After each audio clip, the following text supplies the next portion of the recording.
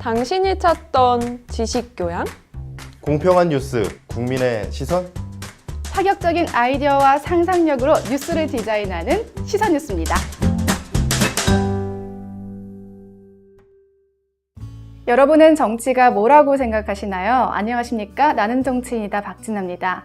정치인들을 만나서 함께 이야기하는 시간, 오늘 모실 손님은 바른미래당의 이현주 의원입니다. 안녕하십니까? 안녕하세요. 국회의원 이현주입니다.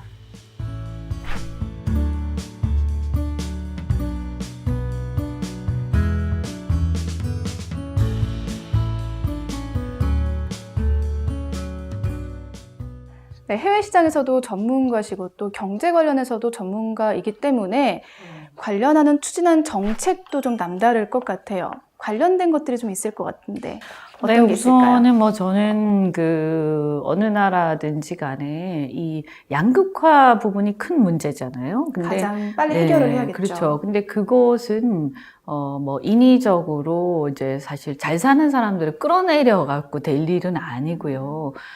중산층을 복원하는 게 굉장히 중요합니다. 그래서 이 중간층을 어떻게 복원하느냐. 그럼 저는 중산층은 결국은 중소기업과 자영업자들이 잘 사는 나라가 되어야 한다고 생각을 하는데, 그래서 이런 어떤 중소기업이나 자영업자들의 어떤 그 생활을 보장하는, 그러니까 이런 분들이 사회 안전망이나 복지에서 굉장히 많이 소외되어 있거든요.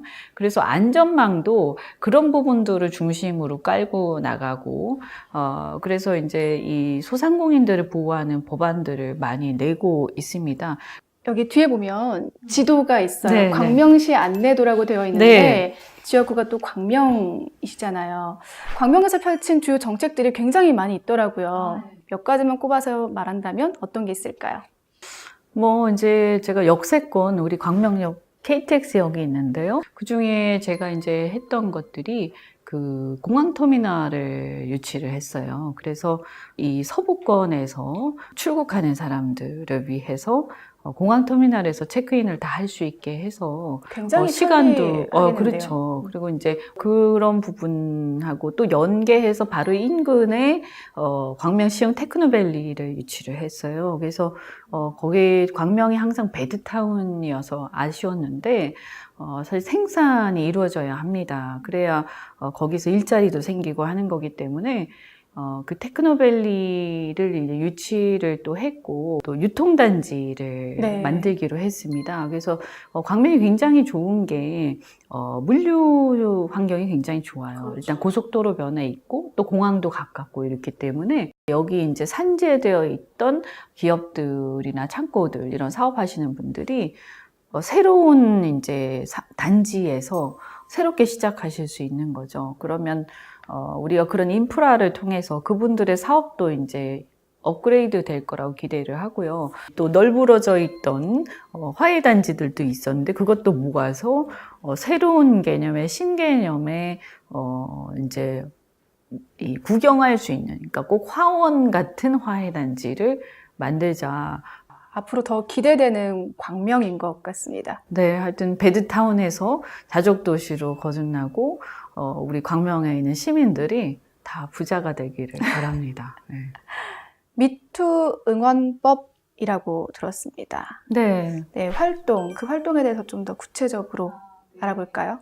네, 요새 이제 최근에 이렇게 특히 이제 권력형 관계에서 어떤 성폭력, 성추행 이런 사건들에 대해서 용기 있게 여성들이 또 고발도 하고, 물론 남성도 할 수 있겠습니다만, 그런 운동들이 활발하게 일어나고 있는데, 그동안에 말하지 못하고 있다가, 침묵하고 있다가, 이제서야 용기를 내서 말씀하시는 분들이 많으세요. 그래서 그런 것들이 이제 공소시효가 지난 것들, 이런 것들이 많잖아요. 그래서 공소시효가 좀 연장될 필요가 있다, 이런 거고, 그 다음 우리 사회가 이런 성폭력 행위에 대해서 너무 관대해요. 굉장히 놀라운 사건들임에도 불구하고, 마치 그냥 일회성이라는 식으로 생각하는 많은 또 반응들이 사회에 있다는 걸 보고 깜짝 놀랐고, 그래서 우리가 처벌을 강화해야 된다라고 생각해서 처벌을 좀 강화하는 그런 법안들을 냈습니다. 발의를 앞두고 있죠. 전자금융거래법 개정안 있는데요. 어떤 건지 설명 부탁드립니다. 네, 이거는 이제 우리가 그 가상통화 많이 이제 논란이 있었는데요. 그렇죠. 지난해부터 사실 계속 이슈가 좀 됐죠. 네. 그래서 가상통화 이제 거래소에 이렇게 기업들이 상장하는 거, 이런 것들이 지금 법적 근거가 없어서 애매모호한 상태고요. 사실 굉장히 위축이 되어 있어요. 그래서 차제에 법적 근거를 마련해서 가상화폐 거래소의 상장을 활성화를 시키고, 저는 그 블록체인 기술이라든가 또는 그런 산업계, 블록체인 산업, 그리고 가상화폐 이런 분야들이 우리나라에서 오히려 이게 허브가 돼가지고 우리나라로 다 몰려들어야 된다, 돈이. 이렇게 생각합니다.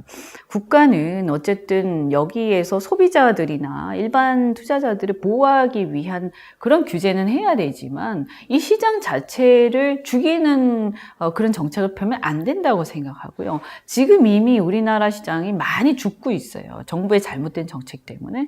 그래서 싱가포르라든지 뭐 스위스, 그리고 요즘에 에스토니아 이런 데로 다 나가고 있는데, 우리가 오히려 이 주도권을 쥐고 가기 위해서 이 근거법들을 마련해야 된다고 생각하고, 그래서 지금 개정안을 제출한 상태입니다. 네. 네, 굉장히 많은 정책 이야기들 또 실질적으로 필요한 이야기들을 많이 해주셨는데, 마지막으로 우리 한국 정치에 꼭 이것만큼은 시급하다, 필요하다라는 게 있을까요? 국가 권력의 사유화, 이거를 막아야 한다. 그래서 시스템으로 권력을 견제하고 분산시키도록 만들어놔야 된다고 생각하고요. 그런 의미에서 저는 굉장히 분권형 개헌을 선호하는 편이고요.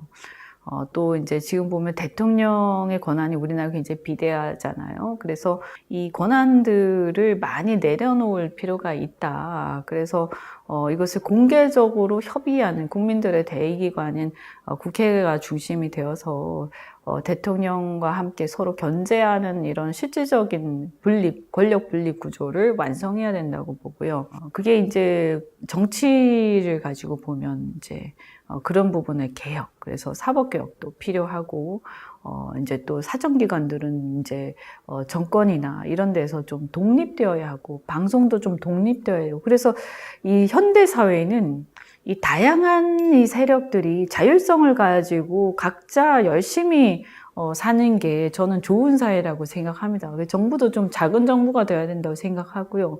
이제는 정치권이 표보다도 국가의 미래를 생각하는 정치를 해야 된다고 생각합니다.